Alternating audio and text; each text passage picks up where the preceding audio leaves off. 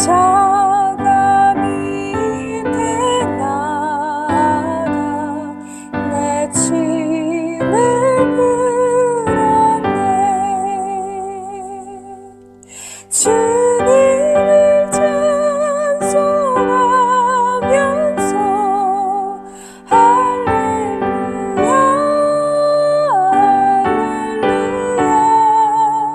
내 앞길 멀고 험해도 나 주님만 따라가리. 그 두려움이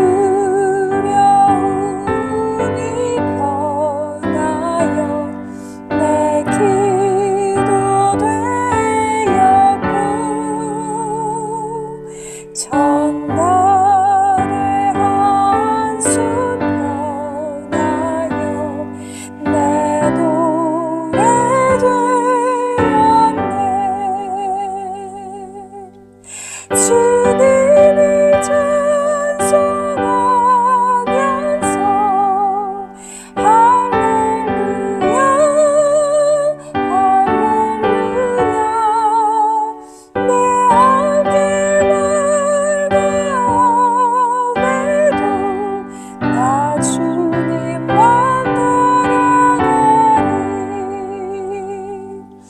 내 주는 자비하셔서 늘 함께 계시고 내 궁핍 밤을 아시고 늘 채워주시네. 주님을 찬송하면서 할렐루야 할렐루야. 내 앞길 멀고 험해도 나 주님만 따라가리. 내 주와 맺은 언약은 영불변하시니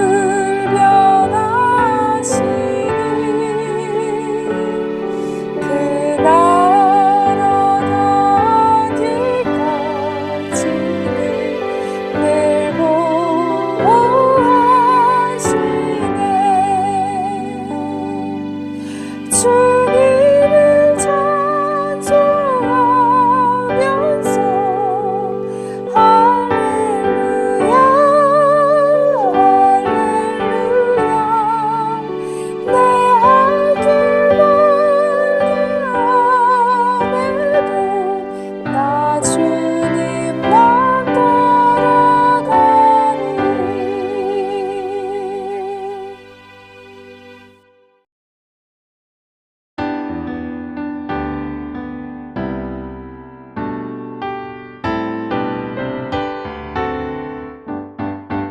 주 예수 내 맘에 들어와 계신 후 변하여 새 사람 되고 내가 늘 바라던 참빛을 찾음도 주 예수 내 맘에 오심.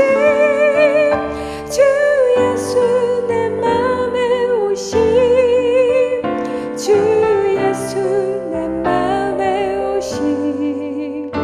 물밀듯 내 맘에 기쁨이 넘치는 주 예수 내 맘에 오심. 주 예수 내 맘에 들어와 계신 후 만연된 행실을 끊고 머리털보다 더 많던 내 죄가 눈보다 더 희어졌네. 주 예수 내 맘에 오심. 주 예수 내 맘에 오심. 물밀듯 내 맘에 기쁨이 넘치는 주 예수 내 맘에 오심. 내 맘에 소망을 든든히 가지는 주 예수 내 맘에 오신 의심의 구름이 사라져버림도 주 예수 내 맘에 오신 주 예수 내 맘에 오신 주 예수 내 맘에 오신 물밀든 내 맘에 기쁨이 넘치는 주 예수 내 맘에 오신 사방에 음침한 골짜기 가다가 밝은 빛 우연히 비쳐 저 멀리 하늘 밑 환하게 보임도 주 예수 내 맘에 오신 주 예수 내 맘에 오신 주 예수 내 맘에 오신 물밀든 내 맘에 기쁨이 넘치는 주 예수 내 맘에 오신 내가 저 천성에 올라가 살기는 주 예수 내 맘에 오신 천성에 올라가 주님을 뵈리니 그 기쁨 비길 데 없네 주 예수 내 맘에 오신 주 예수 내 맘에 오신 물밀든 내 맘에 기쁨이 넘치는 주 예수 내 맘에 오신 찬양과 경배와 예배를 받으시기에 합당하신 여호와 하나님 아버지, 거룩한 주의 날에 하나님께 나와 예배할 수 있도록 은총을 베풀어 주심을 감사합니다. 예배 가운데 임재하여 주옵시고 성령님께서 충만한 은혜로 예배를 주관하여 주옵소서. 이 시간 예배로 진정 하나님을 만나게 해주시길 원합니다. 주님, 생활 속에서 우리 마음을 오염시킨 모든 죄와 불순물을 회개합니다. 그리스도의 보혈로 깨끗게 하시고 성령의 불로 태우소서. 정결한 마음으로 온 마음을 다해 드리는 예배를 흠양하시고 홀로 영광 받으시옵소서. 아버지께서 세우신 또 카밀님에게 주신 사명을 감당하기에 부족함이 없도록 성령 충만한 능력과 말씀의 지혜와 영혼 간의 강건함과 갑절의 능력을 더하여 주옵소서. 오늘 준비한 말씀을 통해 하나님의 뜻이 온전히 선포되길 원합니다. 저희들에겐 하나님의 뜻이 무엇인지 분별하게 하옵소서. 주님, 북한과 나라와 민족, 교회를 위해 간구합니다. 여리고성 같은 북한 문이 속히 무너지고 열리게 하옵소서. 그 땅에 복음과 생명수가 흘러 많은 영혼들이 새 생명을 얻어 구원에 이르며 무너진 북한의 교회들이 다시 재건되게 하옵시고 그곳에 찬송과 기도 소리가 울려 퍼지는 놀라운 은혜를 허락하시기를 간구합니다. 이 나라와 민족, 교회들에게도 회개형을 부으사 죄에서 돌이켜 하나님 앞에 바로 서고 회복될 수 있도록 자비를 베풀어 주옵소서. 주님, 교회나 교회를 향하신 하나님의 계획을 깨달아 충성된 마음으로 섬기는 지체들이 되게 하옵시고 주님의 성령으로 저희들의 속마음을 더 강하게 만들어 주시길 원하며 무더운 날씨에 모두 영혼 간의 강건함으로 붙잡아 주소서. 생명이신 예수 그리스도의 이름으로 감사 찬양하며 기도드립니다. 아멘. 오늘은 아부 9일입니다. 아부 9일은 유대인들의 금식하고 애통하는 날로서 이 제1차 성전 그리고 제2차 성전이 파괴된 날입니다.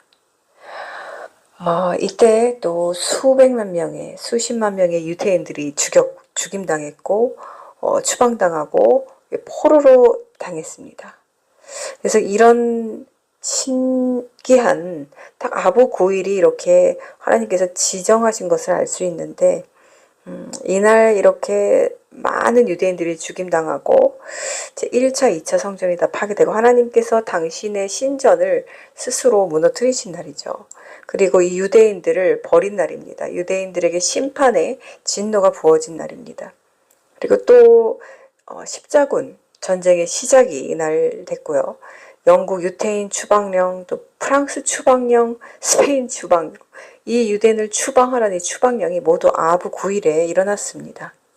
그리고 폴란드 유태인 대학살, 이 사건도 9일이었습니다.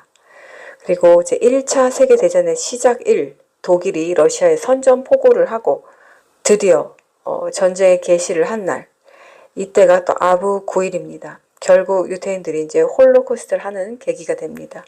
그리고 아랍인들의 예루살렘 반란일, 그리고 제2차 세계대전의 선포일도 1935년 아부 9일로 이날 히틀러가 유대인들을 학살의 최종책을 제시하게 됩니다.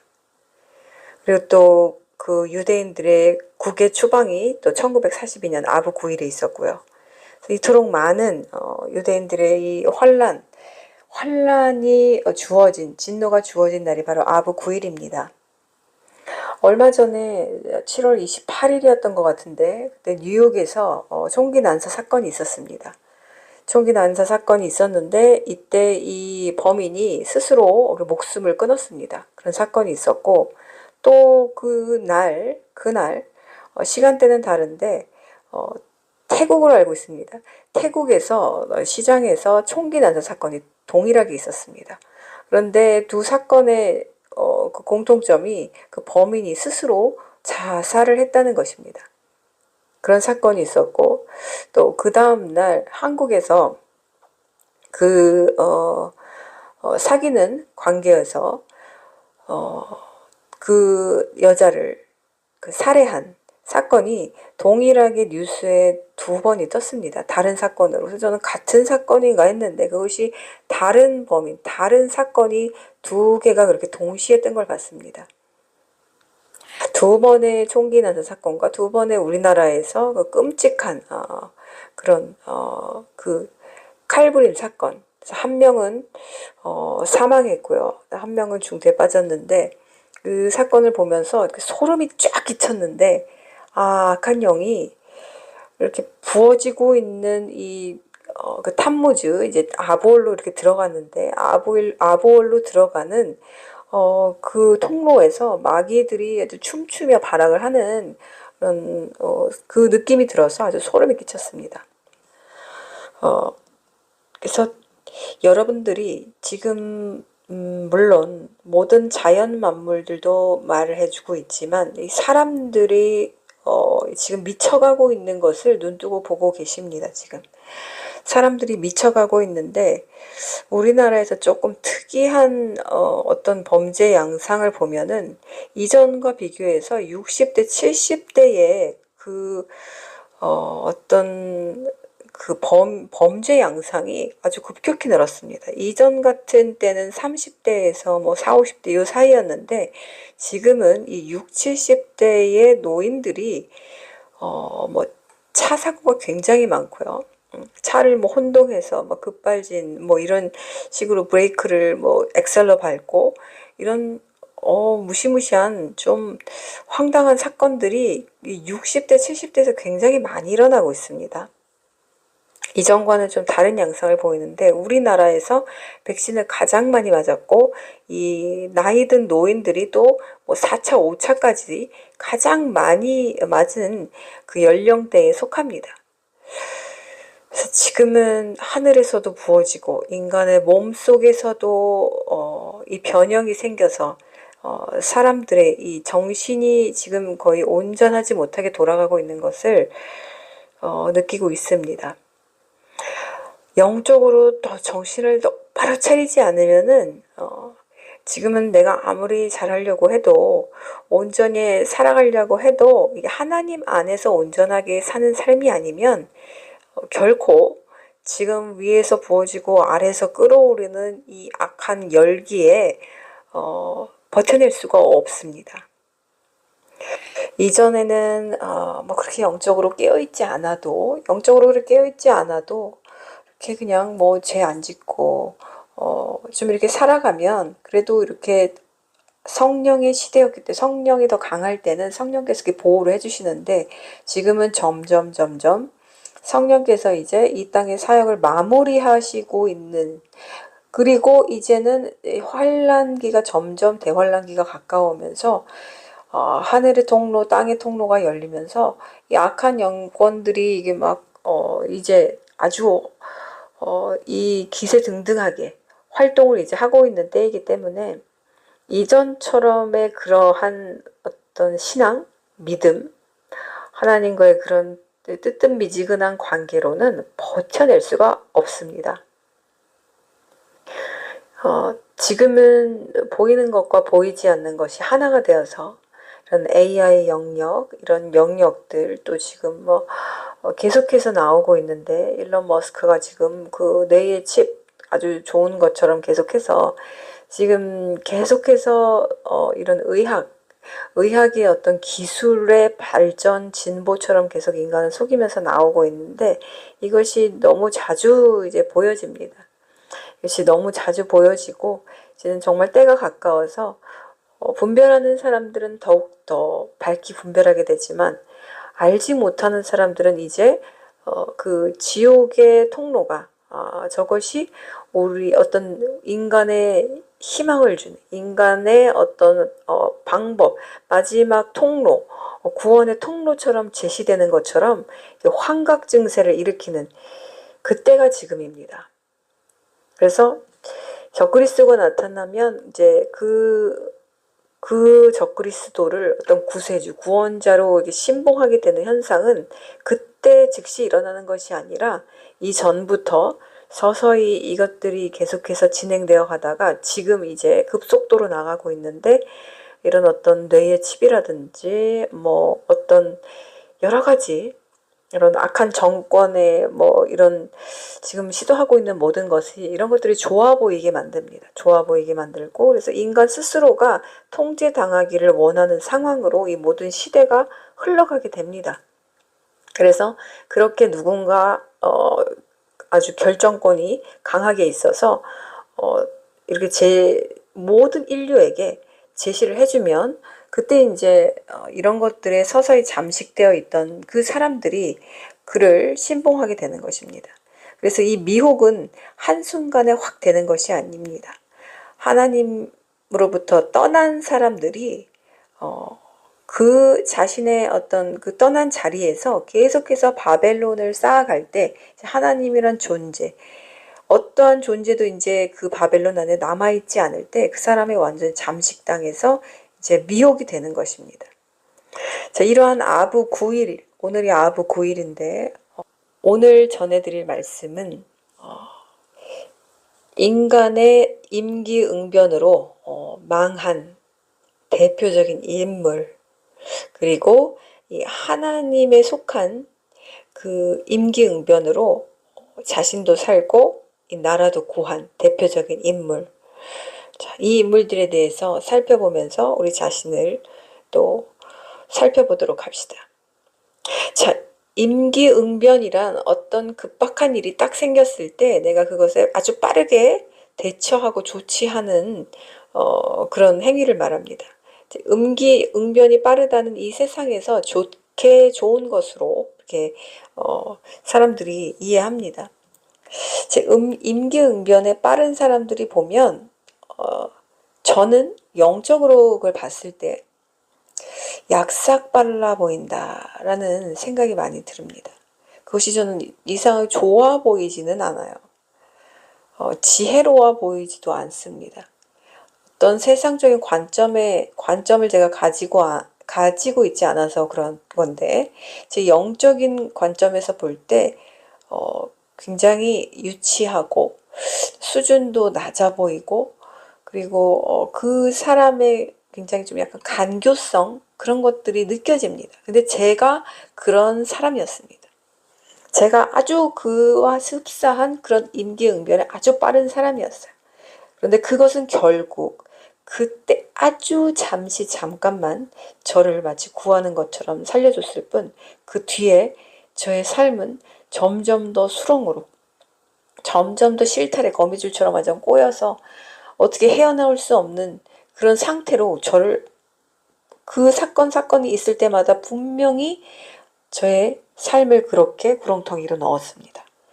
그 임기응변을 딱 해서 그것으로 그냥 어떻게 딱 끝나버린 사건이 하나도 없었어요. 제 삶을 보면 그 잠깐의 인간적인 그 어떤 약삭빠른 그리고 하나님 없는 결정으로 인하여서 저는 아주 긴 세월 동안 고통당해야 했고, 그리고 또 거기에서 더 나아가서 하나님도 잃어버릴 뻔한, 우리 주님의 손도 놓칠 뻔한 그런 아주 위기의 순간까지 가게 한 것이 바로 저의 인간적 임기응변, 바로 이 태도였습니다.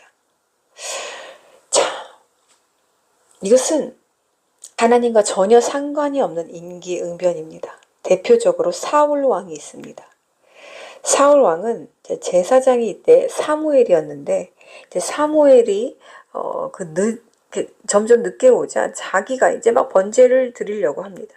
그래서 자신이 번제를 드리면 안 되는데 스스로 자기가 이제 사무엘상 13장 8절에 보시면 이제 블레셋과 전쟁 중에 사무엘 선지자가 약속한 시간에 늦는 사건이 있습니다. 그래서 백성들이 막 흩어집니다.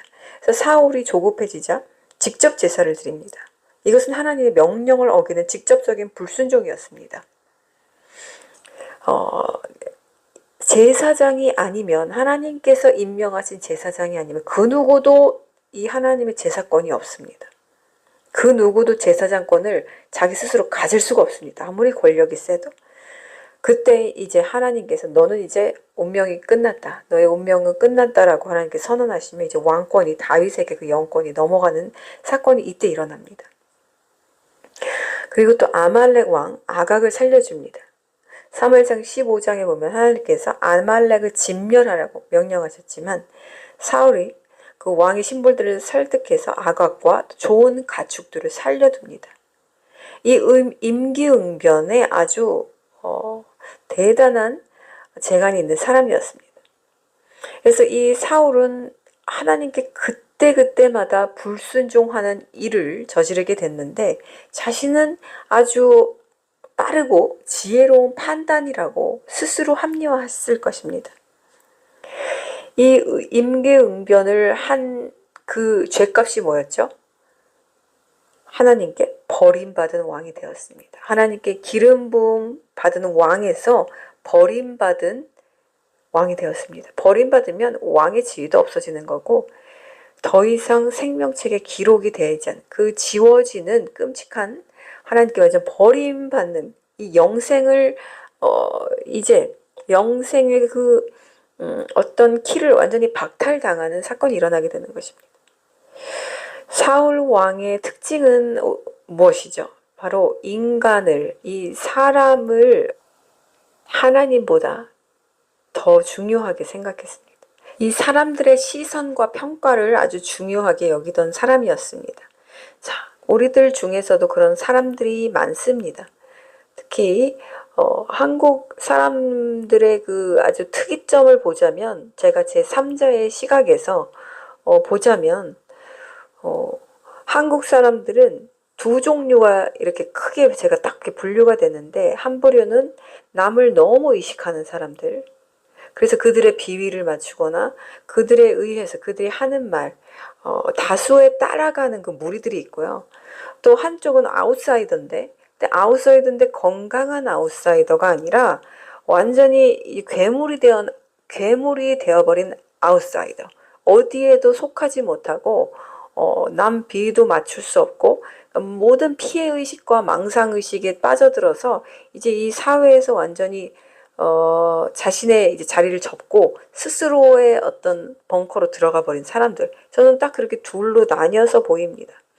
건강한 아웃사이더들이 많아야 되는데, 그래서 자신의 이 영적 지조를 지키고, 그렇게 되면 남들이 뭐 어떻게 결정을 하고 어떻게 교회가 타락해도 하나님 앞에 더욱더 온전하게 나오려는 오히려 오기가 생깁니다. 영적인 이 어떤 그 힘줄이 단단한 사람들은 그 영적인 오기가 있어서 더 자신의 자리를 굳건하게 지키려고 영적으로 온 힘을 쏟습니다. 그런데 이 괴물이 되어버린 아웃사이더들의 특징은 뭐냐면, 이 가시가 막 돋쳐 있습니다.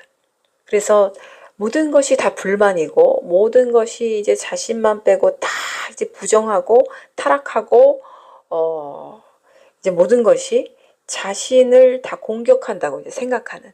그래서 진짜 이제 암울한 그런 자신만의 어떤 벙커 안에서 살아가는 사람들이죠. 근데 이런 사람들 중에서 이제 뭐 칼부림 사건이라든지 총기 난사라든지 뭐 이런, 우리나라는 총기는 없지만 이런 이상한 아주 끔찍한, 가족이 가족을 죽이고 이런 뭐 선생이 뭐 제자를 죽이고 뭐 이런 정말 사이코 같은 이런 사건들이 우리나라에서 특히 많이 일어나는 것이 이 극과 극을 달리는 이 사람들 때문입니다. 둘 다 건강하지 않고 둘 다 멸망으로 가는, 지옥으로 향하는 사람들일 뿐입니다. 우리는 어디에도 속해서는 안 돼요. 우리는 이 세상을 따라가는 사람들, 그래서 세상의 비위를 맞추고 사람들의 평가를 중요시 여기고 거기에 따라가는 사람들이 되어서도 안 되고, 우리는 오직 말씀, 성경의 하나님의 기준, 하나님의 그 선한 진리, 십자가를 따라가는 사람들이 되어야지 이 세상과 교회를 짜집기해서 조합시켜놔서 그럴듯한 어떤 도덕적인 율법에, 그리고 성경도 조금 데려오고 세상의 가치관도 좀 데려오고 도덕적 어떤 유교적인 그런 것도 좀 가져오고 이렇게 짜집기 해놓은 그러한 이런 마귀의 지배에서 가르치는 그곳에 우리가 많이들 세뇌되어 있는데, 한국 사람들은 그걸 분별할 수 있어야 합니다. 어떤 것들이 섞여 있는지를 분별할 수 있어야 돼요. 그렇다면 그것들이 섞여 있는 곳에서는 즉시 나와야 됩니다. 분별이 되면. 이것은 성경에서 하나님 말씀에서 위배된 건데 이 교회가, 내 교회가 지금 그렇게 따라가고 있네? 그럼 그 교회를 나와야죠. 그 교회를 변화시킬 수 없습니다. 성도가 교회를 변화시킬 수 있다고 생각하는 것은 큰 오산입니다. 교만입니다. 그것은 나와야 되는 거예요. 왜냐면 이미 성령이 떠나고 주님이 떠나신 교회는 주님이 손을 뗐는데 어떻게 그걸 내가 그것을 재건합니까? 하나님이 무너뜨리셨는데, 하나님이 제1성전 제2성전을 무너뜨리도록 허락을 하셨는데 그걸 어떻게 내가 재건해요? 수룹바벨 같은 정말 하나님께서 택한 성도가 아니면은 그 성전 재건 못합니다. 재건 못해요. 그래서 그 분별했으면 그 마귀 전에서는 나와야 되는 거예요. 그래서 어디에도 우리는 속해서는 안 됩니다. 그렇다고 막 이 너무 안 좋은 것들을 듣고 보고 이 불평 불만, 그죠? 막 이 악한 정탐꾼들이 말한 것처럼 이 불신에 사로잡힌 그 성도들이 또 떠들어대는 그런 무리에도 결코 속해 있어서는 안 됩니다. 그러니까 여러분들 조심하십시오. 우리들이 분별하여서 마음의 겸비함으로 하나님을 두렵고 떨림으로 악한 곳에서 떠나는 것은 첫 번째로 가장 중요하고요. 그리고 두 번째로 또 분별해야 할 것은 이런 불신의 말들, 남을 험담하는 사람들, 남을 험담하거나 낮게 깔거나 분별을 넘어서 그곳을 험담하거나 그 사람의 어떤 인격적으로 어떤 그 사람을 무시하는 사람도 역시나 마귀에 속한 사람이에요. 그래서 그런 실수를 우리가 종종 우리도 종종 그런 실수를 합니다. 그럴 때는 우리가 마귀의 조종을 받고 있다는 증거예요. 그때 그 시간에. 그래서 우리는 즉시 회개하고 그런 것들을 내가 입 밖으로 발설한 것이 있다면 하나님 앞에 회개해야 됩니다. 그래서 이 어떤 하나님의 말씀을 따라가되 분별하여 악한 것은 바울처럼 알리되, 바울은 아주 좋은 일을 정말 많이 했어요. 필요한 영적 조언을 정말 많이 했습니다.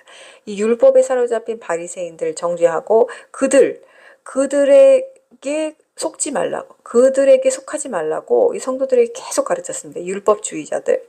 그리고 또 이 세속적인 것들이 교회 안에 들어와서 이 섞여 있는 것들, 이것에 대해서 아주 계속해서 경고장을 날렸습니다.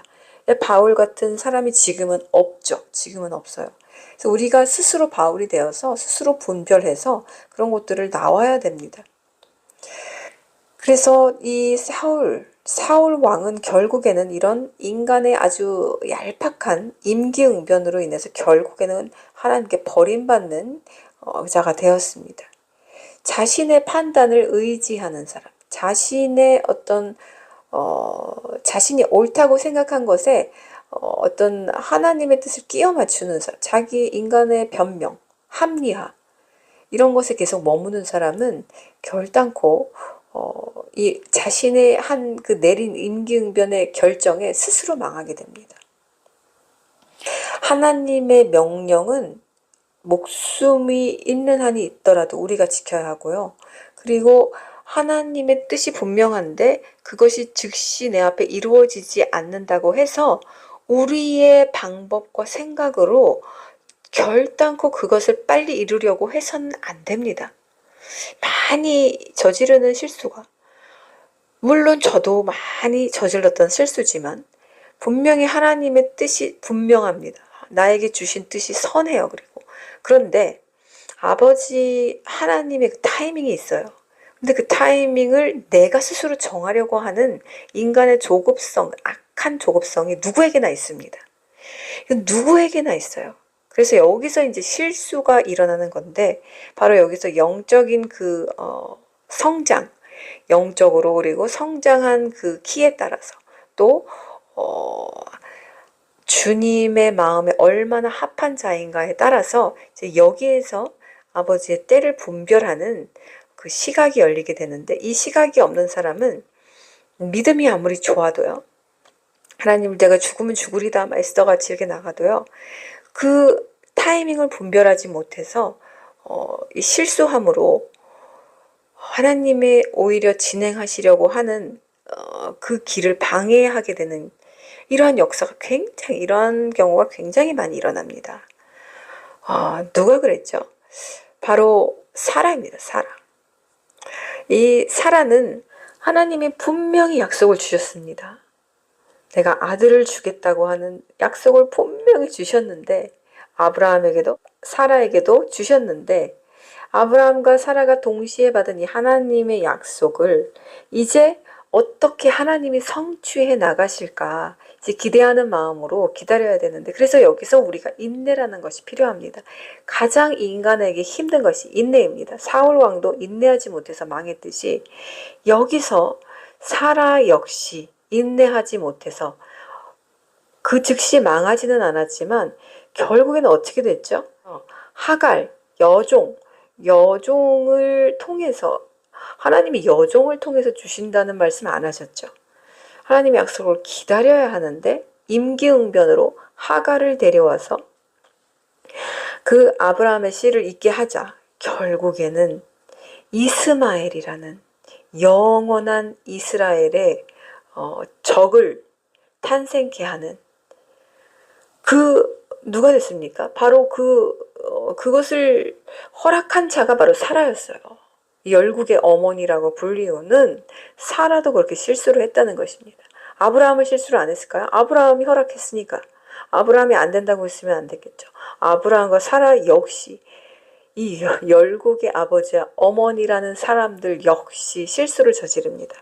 그래서 이 이스마엘이 태어나면서부터 지금으로부터 또 마지막 끝날까지 천년 왕국 그때까지도 이 이스마엘 족속으로 인한 이 선악관의 전쟁이 계속해서 일어나게 됩니다. 새 예루살렘이 내려오기 전까지. 이렇게 치면 이 지금 4000년 전에 아브라함과 사라의 실수가 이 임기응변을 해서 빨리 하나님의 뜻을 이루겠다고 생각한 이 엄청난 이 실수의 판단이 얼마나 무시무시했던지 우리가 지금 볼 수 있죠. 이들 역시 실수를 했는데 우리라고 안 했을까요? 우리도 수도 없이 했습니다. 하지만 이것은 굉장히 두려운 것입니다. 굉장히 두려운 거예요. 이러한 인간적인 방법, 하갈을 통해서 내가 자녀를 낳았겠다. 즉각적인 판단이죠. 아마 사라는 속으로 되게 뿌듯했을 거예요. 내가 하나님이 이렇게 아들을 주겠다고 약속하셨는데 그래 이런 방법도 하나님이 생각하시고 그렇게 말하셨나 보다라고 자기가 즉각적으로 생각한 거예요. 너무너무 간교하기 짝이 없죠. 솔직히 성경에 그렇게 써있지 않지만 제가 볼 때는 너무너무 간교하고 유치하고 수준 낮은 결정이었습니다. 하지만 우리는 얼마나 이런 결정들을 수없이 저지르는지 모릅니다. 또 누가 있습니까? 바로 야곱입니다. 야곱이 이제 지금부터 나오는 인물들은, 이런 사울은 완전히 망해서 지옥 간 인물이지만 이 뒤로부터 나오는 인물들은 바로 우리들입니다. 우리들이 성경 속 인물들, 실패를 거쳤지만 그래서 큰 실수를 저지르고 긴 세월을, 즉 그 자기의 임기응변, 자신의 뜻대로 행한 그 죄의 대가를 받은 바로 성경의 인물들입니다. 야곱 아버지 이삭을 속여서 장자의 축복을 가로챕니다. 어머니 리브가의 제안입니다. 자, 리브가는 왜 그랬을까요? 어쩌면 이 리브가를 보면은 그 사라하고 비슷합니다. 리브가의 뜻을 볼까요? 리브가의 뜻이 재밌어요. 이 리브가의 뜻이 바로 fettering by beauty인데, fettering이란 뜻은 사람이나 동물의 발이나 다리를 족쇄, 사슬 등으로 묶다, 구속하다, 속박하다, 족쇄를 채우는 행위, 구속하는 상태라고 나옵니다. 결코 좋은 뜻이 아닙니다. fettering by beauty. 근데 아름다움으로 이렇게 발이나 다리를 족쇄, 사슬 등으로 묶다라는 뜻의 이름이 바로 리브가입니다. 리브가의 근데 또 어원은 또 신기하게 살찐 마구간이에요. 예수님이 마구간에서 태어나셨죠. 근데 결국에 리브가는 그 이스라엘을 낳은 여자입니다. 이스라엘이 누구죠? 야곱입니다. 야곱이 이제 이름이 바뀌죠. 그래서 이삭의 이 아내인 리브가의 그 결정으로 바로 이 야곱이 이제 뱃속에서부터 물론 하나님의 그 어떤 말씀이 있었습니다. 큰 자가 작은 자를 섬기게 된다는 말씀이 있었어요. 그런데 이 리브가는 이것이 어떤 하나님의 예언이 있었어요. 똑같아요. 사라하고 예언이 있었습니다. 내가 너에게 아들을 주어 창대케 하리라. 내 자손은 별과 같이 많게 하리라 했는데, 리브가도 마찬가지로 큰 자가 작은 자를 섬기겠다고 했는데 이 축복을 이 장자인 누구예요? 에서에게 주려고 합니다.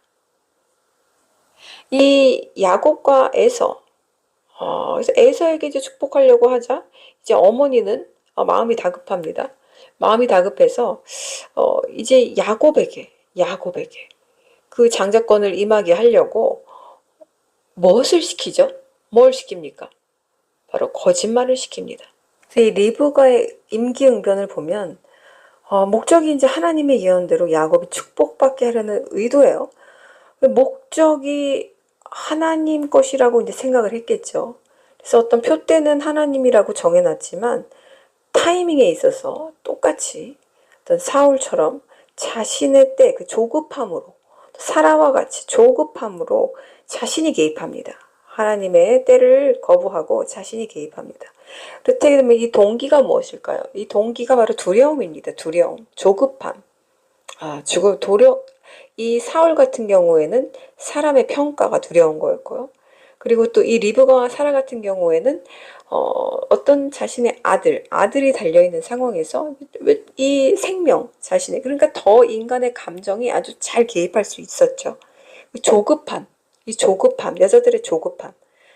이것이 바로 이제 아주 이제 영적으로 큰 위기를 가져오는 인간적인 임기응변, 수준 낮은 이제 결정을 갖게 되었는데, 바로 결과가 이제 어떻게 됩니까? 가족이 파탄납니다. 야곱이 이제 도망자가 되고 며칠이라고 했는데 평생 못 보게 돼요. 아들을. 결국엔 아들을 잃어버리게 됩니다. 그리고 야곱은 그때부터 계속 이제 고생의 길로 이제 가게 됩니다. 하나님의 뜻을 자기 방법으로 이루려고 한 거예요. 꾀죠, 꾀. 이것은 지혜도 아니에요. 사라도 똑같아요. 인간의 꾀입니다. 이거 하지만 임기응변식으로 어떻게 그 당시에는 내가 되게 지혜롭게 잘 결정했어. 이렇게 된 거예요. 그래서 리브가는 또 어떻게 했어요? 거짓말을 시킴으로써 누가 속았죠? 누가 속임당했죠? 바로 자기 남편을 속여먹었어요. 남편을 속여먹고 아들은 조종했습니다. 이게 얼마나 간교합니까? 리브가의 그 이름의 뜻처럼 그 아름다움으로 족쇄를 채우다.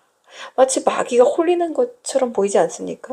그래서 하나님이 세운 어떤 영권 질서를 어지럽히고 가정의 불신과 분열을 심어줍니다. 결국에 어떻게 돼요?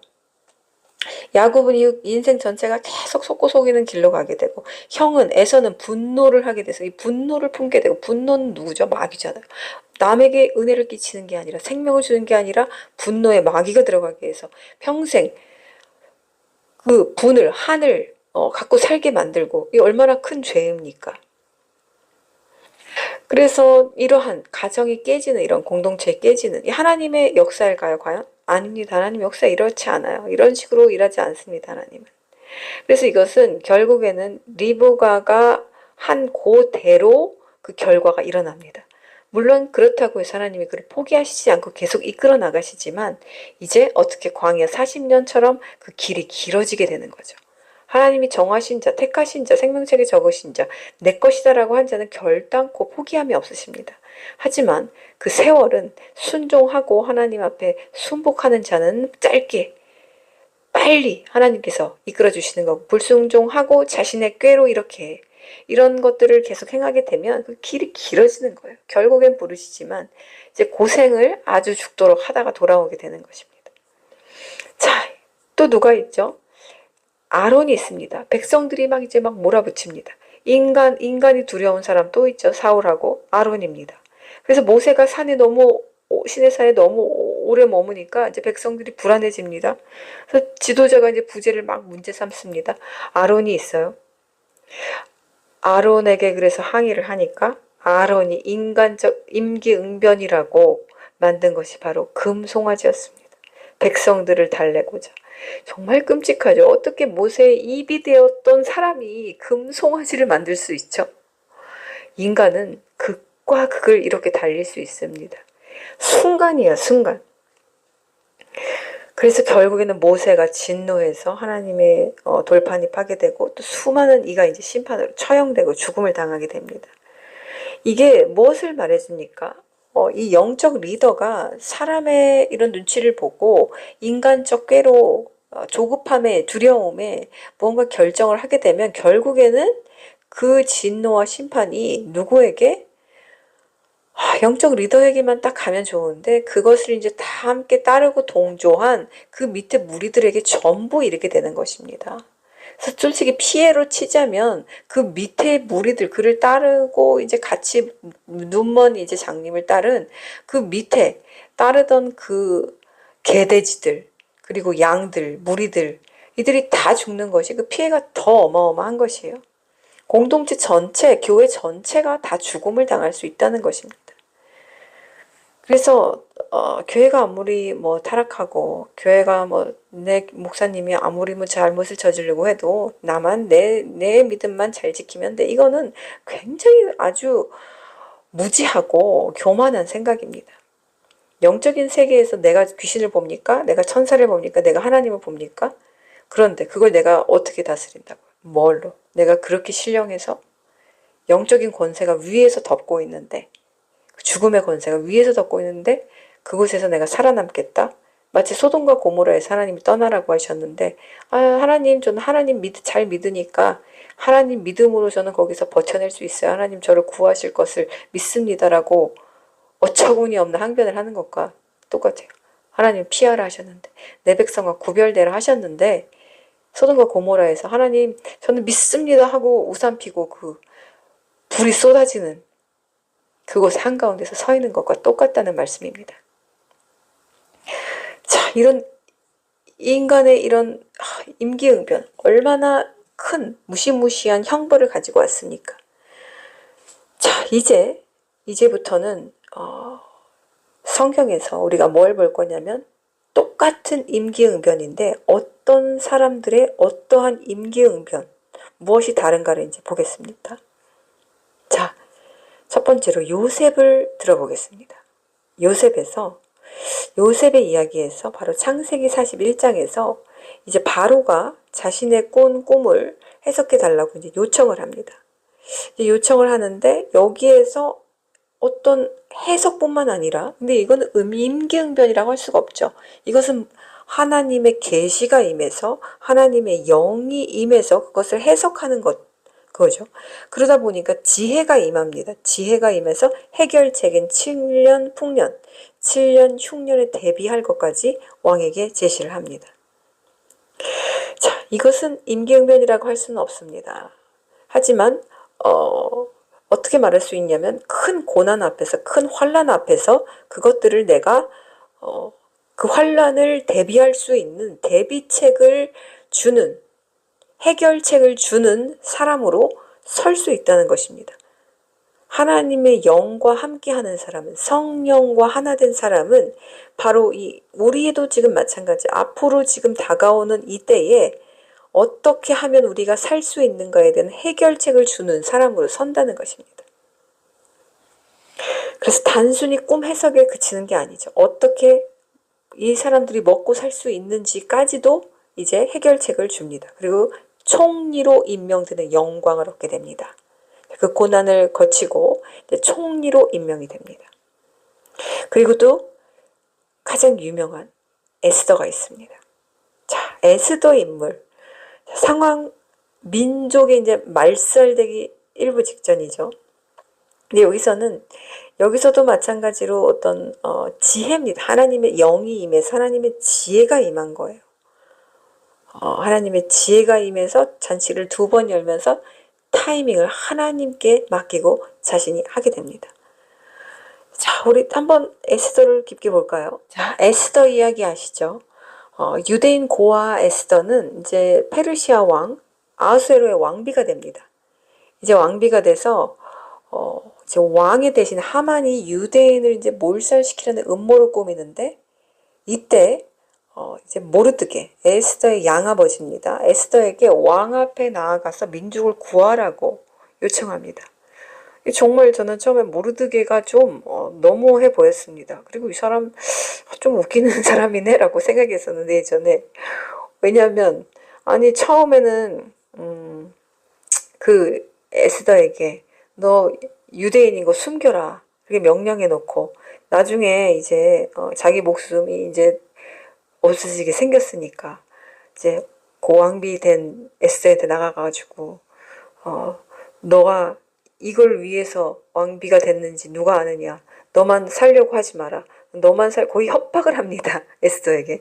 너만 살려고 하면 안 된다, 너가 우리 민족을 구하려고 왕비가 된 거다, 막 이렇게 엄청난 푸시를 해가지고 이제 에스더에게 이제 유대인을 이제 유대인을 그럼 밝혀야죠. 당연히 밝힐 수밖에 없는 상황이 된 거죠. 말하지 말랬다가 하랬다가 막 이랬다 저랬다, 모르드게도 참 지조 없이요. 어쨌든 그때는 이제 왕 앞에 허락이 없이 나가면 죽습니다. 죽는 법이 있는데 에스더가 왕의 부름을 계속 받지 못하고 있었어요. 참 여기서도 재밌죠. 하나님이 세운 에스더인데도 하나님의 어떤 결정한 때가 아니면 왕의 부름을 받지 않았습니다. 계속해서 왕의 부름을 받지 못했으니까 왕의 뭐 엄청난 총애를 받던 것도 아니었어요. 엄청난 총애를 받았다면 계속해서 왕에게 불려갔어야죠.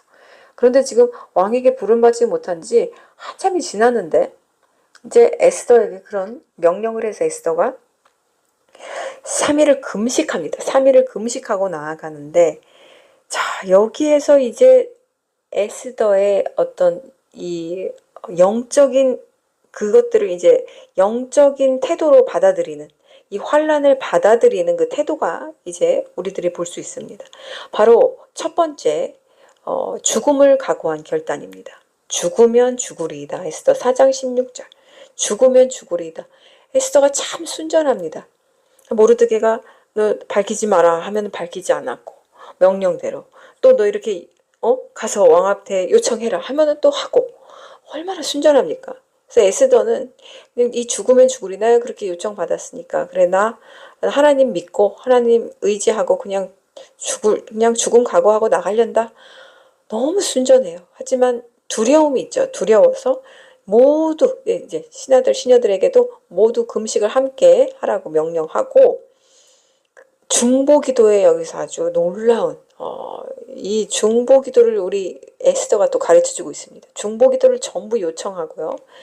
이제 큰 사건이기 때문에, 그래서 이제 3일 뒤에 나아갑니다. 여기에서 에스더가 피하지 않았습니다. 피하지 않았어요. 하나님의 부름 앞에서 하나님의 부름이라고까지 생각을 하지 못했을 거예요. 그런데 하나님조차 이 이름도 안 나온 이 에스더서에서 정말 에스더처럼 또 이 여자 중에서 이렇게 하나님을 신실하게 죽으면 죽으리이다라는 목숨을 각오하고 나간 여자가 또 있을까요? 그래서 또 금식하면서 이제 하나님을 믿고 하나님의 이름으로 나가게 됩니다. 하나님을 정말 의지하는 신부의 모습을 보여줍니다. 그래서 이제 나갑니다. 그리고 이제 왕의 호의를 보이게 하나님이 그 믿음을 보시고 왕의 마음을 움직이셔서 이제 왕에게 호의를 얻게 하십니다. 그런데 에스더가 이렇게 딱 왕의 호의를 보였으면 거기서 바로 말할 만도 한데, 자, 에스더가 바로 본론을 꺼내지 않습니다. 첫 번째 잔치를 치르고 두 번째 잔치에서 말을 하려고 미룹니다. 그래서 거기에서 하만을 같이 데리고 오라고 그렇게 초대합니다. 여기서 정말 재밌습니다. 즉시 말할 법도 한데 하나님의 영이 같이 있으니까 언제 내가 말해야 하는지 말하지 말아야 하는지 하나님의 때를 에스더는 분별한 거예요. 그래서 즉각적으로 반응하지 않고 기다립니다. 그래서 하만의 교만이 극에 다르고 이제 모르드게를 죽이려는 계략이 완전히 겉으로 드러나는 그 시기, 그 시간에 성령의 타이밍이죠. 아주 민감했죠. 성령께서 알게 하신 거죠. 그 타이밍에 바로 이 아주 결정적인 타이밍에 이 사실들을 이제 에스더가 다 말하게 됩니다. 그래서 이 왕이 아수라 왕이 이제 엄청난 분노를 가지고 이제 그 분노가 어디로? 바로 이제 하만에게 그 분노가 쏟아지면서 즉시 처형하게 됩니다. 모르드게를 이 죽이려고 한 그 교수형의 그 나무에 바로 하만을 바로 목매어서 죽게 하는 하나님의 심판에 임하게 됩니다. 자, 에스더의 지혜를 우리가 엿볼 수 있는데요. 그 전에 가장 중요한 거, 이 하나님의 영이 임한 자가 그런 환난과 어떠한 위기 앞에서 내가 대처하는 그 방법을 봤을 때 어떻게 합니까? 지금 에스더는 아브라함 같이 자기 아내를 누이라고 그렇게 얼마나 유치해요. 얼마나 없어 보이고 찌질해 보입니까? 남편이 자기 죽을까봐 자기 아내를 누이라고 해서 그럼 뭐예요? 그 누이면은 왕이 데려가서 잠자리 해도 상관없다는 거잖아요. 얼마나 찌질합니까? 그죠?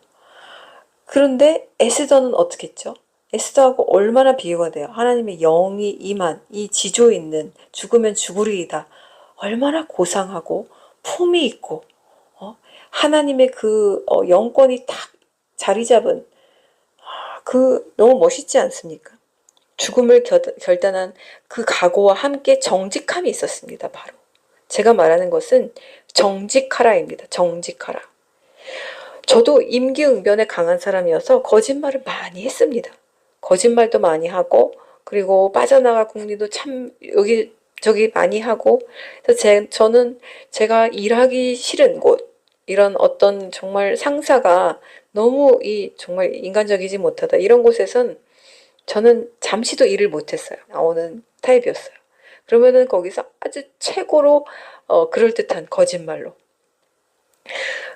아무도 붙잡지 못할 만한 거짓말로 저는 아주 빨리 일주일 안에 나왔습니다. 그리고 그 누구에게도 욕도 듣지 않고 오해도 없이 그렇게 딱 마무리해서 아주 깔끔하게 나왔어요. 그래서 저도 그런 인간적인 약삭 빠른 어떤 임기응변에 아주 강했던 사람이에요.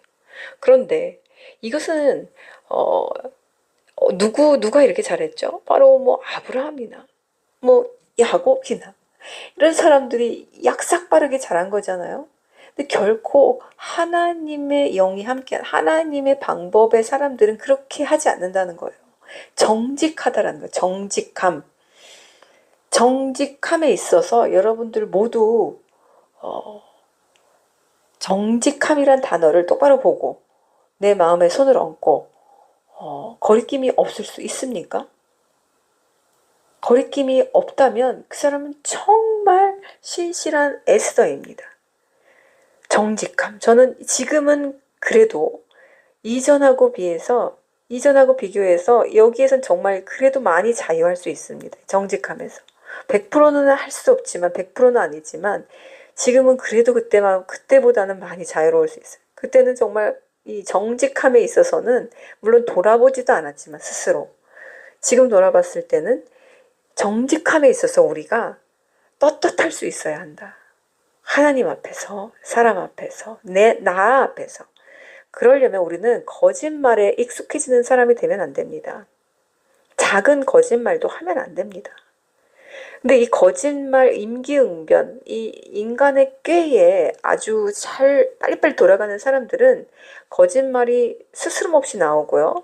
그리고 그것이 너무너무 자연스러워서 남도 속고 나도 속아요. 나도 속아서 이건 솔직히 정신병 단계인데 자기도 속아요. 자기 거짓말에 자기가 속아서 그 거짓말의 세계에서 살게 되는 이런 마귀의 어떤 붙잡힌 바 된 사람이 된다는 거예요. 정직하지 못할 때 마귀가 그 사람의 이렇게 하나씩 갈고리를 놓습니다. 거짓말한 것이 많으면 많을수록 그 사람은 이제 영적인 사기꾼, 그리고 이제 이 육적인 곳에도 육적인 사기꾼이 되는 거예요. 그런데 이 사람이 만약에 영적인 리더라면, 영적인 리더가 이렇게 만약에 거짓말을 많이 하는 사람이라면, 와, 진짜 이 사람은 이제 위치가 하나님의 종에서 마귀 종으로 이제 전락하는 겁니다. 너무 무서운 일이 이제 벌어지는 거예요. 자기가 뭘 하는지도 모르고 떠들어대는 사람이 되는 겁니다. 여러분들 정직하셔야 돼요. 정직하셔야 돼. 결코 거짓말은 해서는 안 됩니다. 그 거짓말을 또 하지 말라고 해서 여러분들이 이런 경우는 또 그렇게 되면 안 되죠. 선교지에서 이 다 숨기고 이름도 숨기고 뭐 다 숨겨야 되잖아요. 그런 곳에서는 내가 그걸 말하면 발설하면은 붙잡혀가고 화형당하고 뭐 이러는데 하나님이 정직하라 했다 해가지고 나 선교사 누구누구다, 우리 교회 뭐 한다, 우리 성도, 이거는 그런 걸 말하는 게 아닌 건 여러분들이 아시죠? 자, 그런 거짓말이 아니라 어떤 나의 이런 인간적인 어떤 이익과 그리고 사람들의 평가가 무서워서 당장 어떤 모면하려는 그런 거짓말을 말하는 거예요. 장기적으로 내가 이것을 말해서 내가 하나님의 일을 섬기는 데에 큰 해가 있다. 어떤 이런 것들을 말하는 것이 아니에요. 그럴 경우엔 당연히 거짓말을 해야 됩니다. 당연히 거짓말을 해서 선교사가 아닌 것처럼 말하고 집안에 핍박이 있을 때는 그 아주 지혜롭게 해야 된다는 거예요. 그리고 하나님의 때를 기다리는 거예요. 하나님의 때를. 그래서 이런 것들을 잘 분별하셔야 돼요. 분별하지 못하면 또 마귀의 또 이게 공격을 또 엄청 많이 받습니다. 그래서 제가 말하는 이 거짓말이라는 이것은 굉장히 아주 사소로운 건데 이렇게 내가 하면 상대방한테 내가 그냥 어떤 인간적인 이 사회에서 비난받을까봐, 내 사회적인 어떤 평판이 무시될까봐, 나를 얕볼까봐, 이런 것들을 말하는 거예요. 그러니까 어떤 이런 거에서도 거짓말을 막 밥 먹듯이 하는데 과연 그날에 핍박의 날이 오면은 너 기독교인이냐 하면은 과연 그 사람이 네, 저 기독교인입니다 이렇게 말할 수 있을까요? 못한다는 거예요. 그때도 그걸 합리화할 수 있다는 거예요. 그때도 합리화한다는 거예요. 자, 하지만 그 끝이 오면 정말 이제 하나님 아니면은 마귀, 예수 아니면 적그리스도, 이렇게 완전히 극과 극으로 나뉘어서 그때는 정말 내가 시인을 딱 하나만 해야 되는 상황이 분명히 온다는 말이죠. 이것을 우리가 지금부터 대비하고 연습할 수 있어야 합니다. 연습할 수 있어야 돼요. 그래서 이런 어떤 나의 자존심을 상하게 하는 일들이 있을 때 그냥 자존심을 그냥 무시당하세요. 자존심 상하면 그냥 자존심을 버리세요. 버리고 그냥 누가 무시하면 당하시면 됩니다. 그거랑 영생이랑 아무 상관이 없거든요. 근데 무시를 당하는 그 느낌 자체도 내가 그것에 무게를 갖고 있고 내가 그것에 어떤 점수를 매기고 있기 때문에 내가 무시를 당하는 거지. 아예 그런 생각이 없으면은 남이 나를 무시해도 그 무시당한 느낌도 별로 안 듭니다. 자존감, 내가 가지고 있는 자존심이 살아있어서 그래요. 그게 그것까지 죽어버리면 무시를 하던 말던 뭐 나를 뭐 약하게 보던 뭐 없어 보이게 하던 뭐 어떻게 뭐 평가를 하던 그 평가가 이 어떤 우리의 감각을 뚫고 자존심이고 뭐고 뭐 상하게 하지도 않는다는 거예요. 그것에 애초에 내가 관심이 자체가 없기 때문에. 여기까지 오면 정말 우리는 이제 영적으로 그래도 많이 성장한 겁니다. 에스더는 정직했습니다. 그래서 왕에게 나가서 이제까지 숨겨왔는데 그럼 이제까지 거짓말한 게 되잖아요. 하지만 거기에서는 이제 에스더가 스스로의 정체를 밝히고 내 민족이라는 말을 씁니다. 유대인들은 내 민족이라서 이제 내 민족을 살려달라고 왕에게 요청을 합니다. 그런데 아주 그 에스더가 온유해요. 온유한 자예요. 그래서 왕의 자존심을 건드리지 않고 설득합니다. 감정적으로 쏟아내지 않아요. 감정적이지 않아요. 에스더를 가만히 보시면 금식 3일 하고 왕에게 나가서도 즉시 막 얘기를 하는 것이 아니라 두 번째 잔치에서 부르고 굉장히 아주 논리적이면서도 그리고 온유하면서도 그리고 인내가 있으면서도 하나님보다 앞서가지 않는 그런 사람이었어요. 그래서 우리가 이런 에스더를 보면서 하나님에 의존하며 금식과 기도로 우리가 무엇이든지 시작해야 된다는 것을 볼 수 있고요. 그리고 어떤 하나님의 때에 있어서 우리가 즉각적으로 하는 것이 아니라 물론 즉각 순종해야 될 것이 있죠. 하나님 기도하라 이러면 즉각 순종해야죠. 그것도 뭐 기도해보는 것도 뭐 생각해 봐야 됩니까? 그죠? 어떤 일을 결정하기 전에, 어떤 대사를 결정하기 전에 우리가 그 하나님의 때와 타이밍을 우리가 반드시 하나님께 묻고 그리고 그것들을 내가 먼저 앞서 행하지 않도록 우리가 온유하고 담대하고 신실한 믿음으로 서야 한다는 것입니다. 정직하라. 그리고 이 중요한 때에 하나님의 부르심이 있을 때 두려워하지 말고 즉각적으로 나아와라. 자신의 정체성과 사명을 알려야 하는 시기가 오면은 결단코 뒤로 숨지 말라. 위기에서 도망가지 말라. 부르심의 자리를 인식하라. 주님께서 저를 부르셨고 이 먹이라 살리라 이 사명을 주셨고 지금 이 북한을 향한 마음을 계속 불어넣어주고 계십니다. 이 영과의 싸움이기 때문에 그 영이 얼마든지 저를 공격할 수 있습니다. 공격할 수 있죠. 여러 다방면으로 공격할 수 있습니다. 하지만 우리가 신실하면 내 영혼이 두려움이 없으면 내 영혼이 하나님께 사로잡혀 있으면 우리의 시선이 다른 곳으로 이렇게 막 분배되지 않는 한 마귀들이 아무리 공격을 하려고 해도 공격할 수가 없습니다. 우리들의 영적인 시선, 이 육적인 눈이 다른 곳으로 향할 때만 마귀가 공격할 수 있는 거지 우리가 하나님 앞에서 온전히 그 성령에 사로잡혀 있어서 보고 싶은 게 말씀밖에 없고 하고 싶은 게 기도밖에 없고 그런 것밖에 없는 사람은요 마귀가 아무리 틈을 보려 해도 틈이 없어서 들어갈 수가 없어요. 네, 언제 틈이 있습니까? 너무 평안할 때 틈이 있습니다. 인간은. 그래서 다윗 왕처럼 너무 평안하고 너무 승승장구할 때 밧세바를 탐했듯이 그래서 우리가 너무 평안한 건 좋지 않아요. 긴장된 삶이 그래도 이렇게 가끔 있고 하나님이 가끔 우리를 때리시고 징계하시고 그래서 정신도 차리고 이것들이 반복되는 것이 가장 복된 줄로 믿습니다. 자, 오늘 말씀을 마칩니다. 오늘 중요한 말씀입니다. 오늘 아브 9일에 이 하나님의 진노가 임하고 제1성전, 2성전이 무너지고 홀로코스트가 시작되고 제2차 세계대전이 또 발발한 이 날에 자, 우리에게 주신 말씀은 의외로 무엇이었냐면 인간적 임기응변으로 너희의 생각으로 너희의 꾀로 망하지 말라였습니다. 입술을 조심하라. 그리고 또 정직하라. 그리고 하나님의 때를 함부로 너가 조급함으로 당기지 마라. 자, 이런 하나님의 말씀을 오늘 주셨습니다.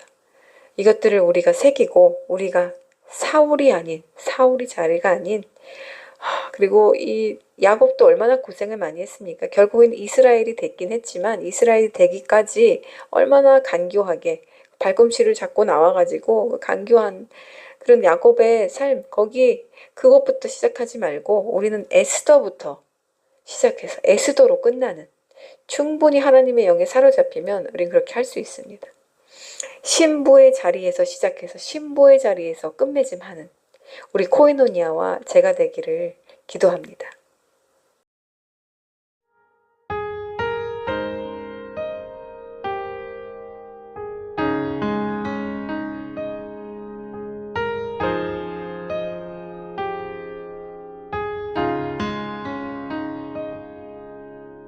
우리 주는 위대하며 능력이 많으시도다. 그의 지혜 무궁하며 인자는 영원하도다. 상한 자를 고치시며 상처를 싸매시도다. 별들의 수를 세시며 이름을 붙이셨도다. 그가 구름으로 하늘을 덮으시며 땅을 위하여 비 준비하시니 예루살렘아 여호와를 찬송할지어다. 내 하나님을 감사함으로 그 앞에 나가며 주임제 앞에 경배해.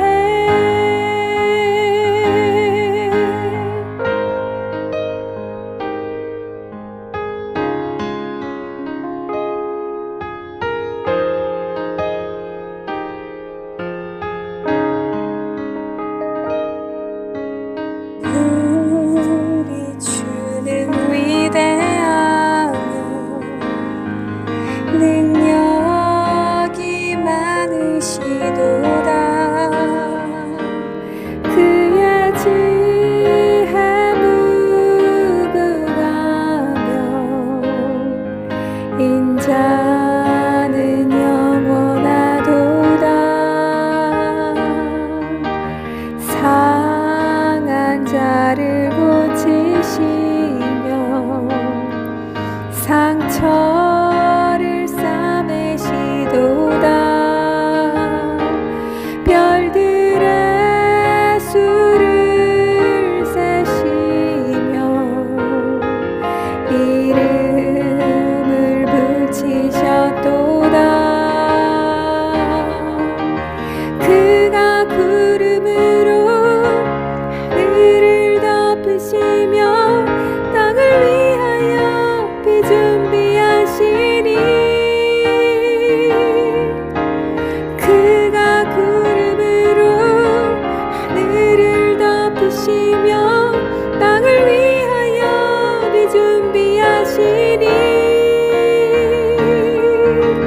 그가 구름으로 하늘을 덮으시며 땅을 위하여 비 준비하시니 대한민국아 여호와를 찬송할지어다.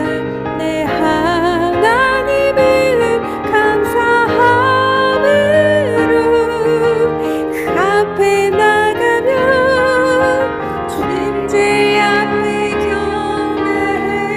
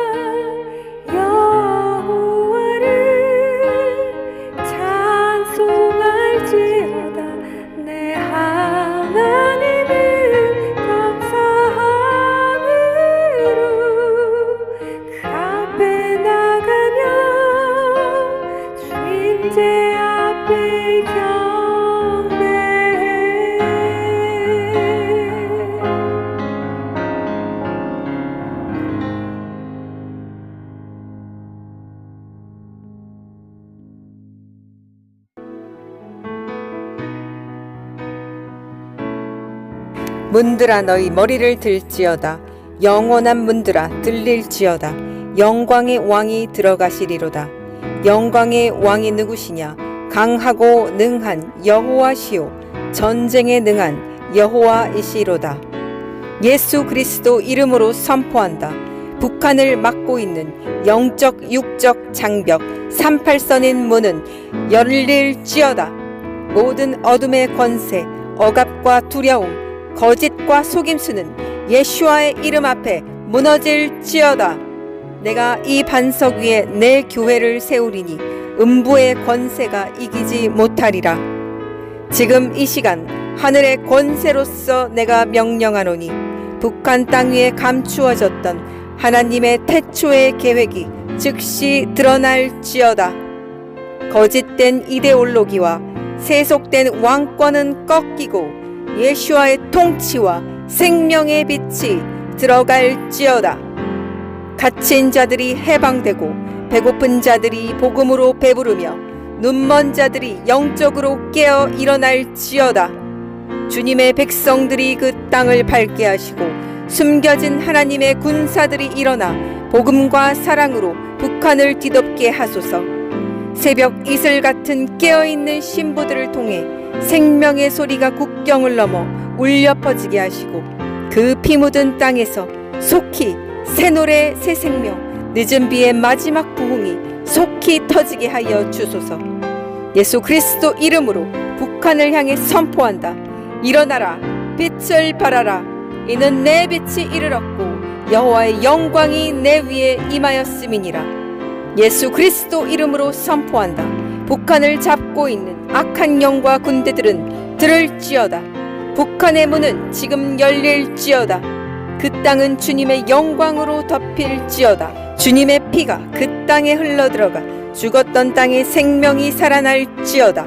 그 땅을 억압하고 노예 삼는 악한 정권은 우리의 이 선포로 인해 모두 무산되고 무너질 것을 우리가 주 예수와를 신뢰하며 믿습니다. 이 대한민국을 아버지께서 태초에 품으시고 계획하셨던 장자의 언약의 땅으로 다시 만드시고 회복하여 주실 것을 믿습니다. 이것들을 이루실 우리 주 예수 그리스도 이름으로 기도합니다. 아멘.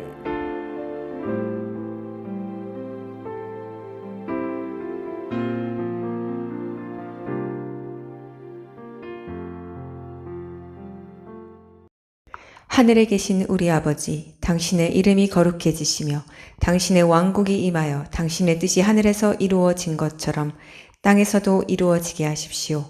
오늘 우리의 필요한 빵을 우리에게 주시고 우리가 우리에게 빚진 자들을 용서한 것처럼 우리의 빚진 일들을 용서해 주시며 우리를 시험에 들지 않게 해주시고 오직 악에서 우리를 구해 주십시오.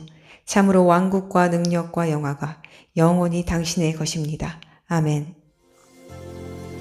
Yes, Lord God, pour out the rain upon your people tonight, Lord. Oh, let the showers of the living God pour down upon his people tonight.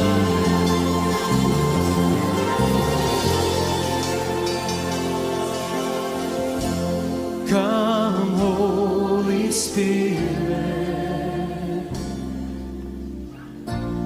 fall afresh on me.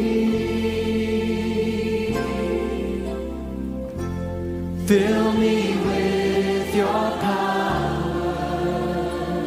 Satisfy my needs, Lord. Satisfy my needs. Only you can make me whole. Give me strength to make me whole. Come, Holy Spirit, fall fresh on me.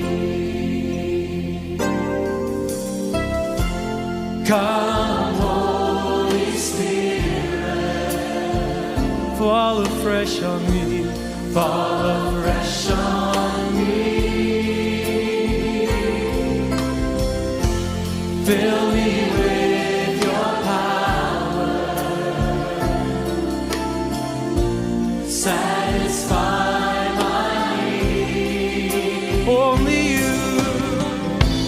Only you can make me whole. Give me strength to make me whole. Come, Holy Spirit.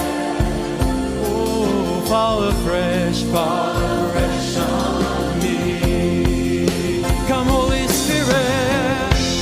Come, Holy Spirit.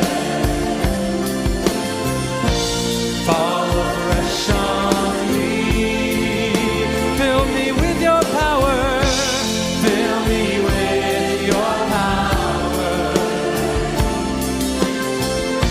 Satisfy my need. Only you can make me whole. Only you can make me whole. Give me strength to make me whole. Come, Holy Spirit.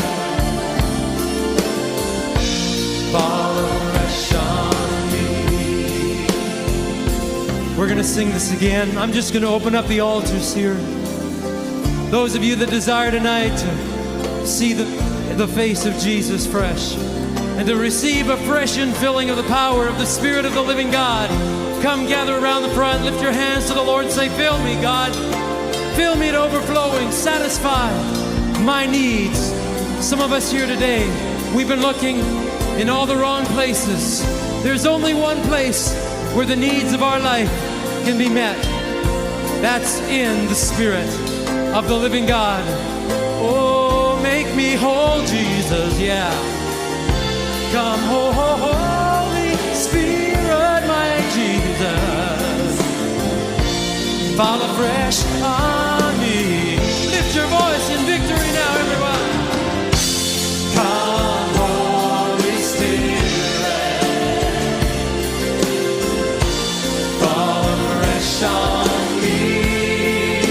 Fill me with your power. Fill me with your power. Satisfy my need. Only you can make. Only you can make me whole. Give me strength to make me whole. Come, Holy Spirit. Come, pour out upon me.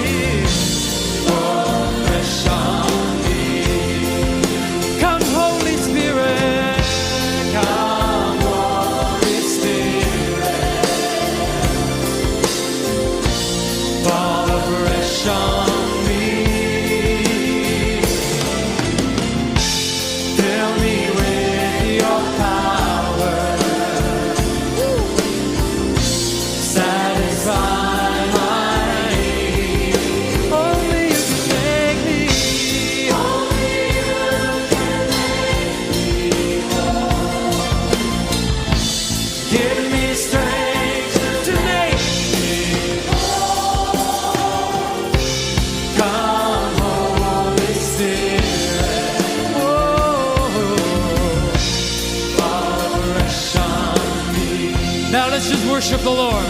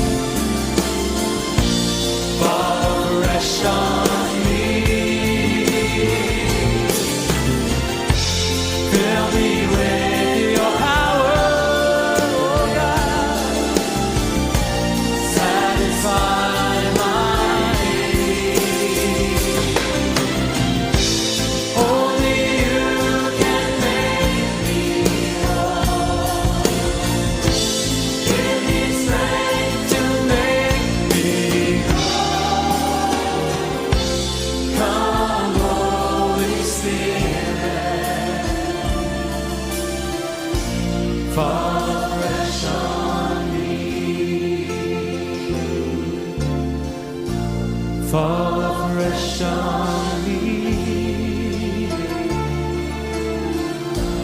fall afresh on me, Holy Spirit, fall afresh on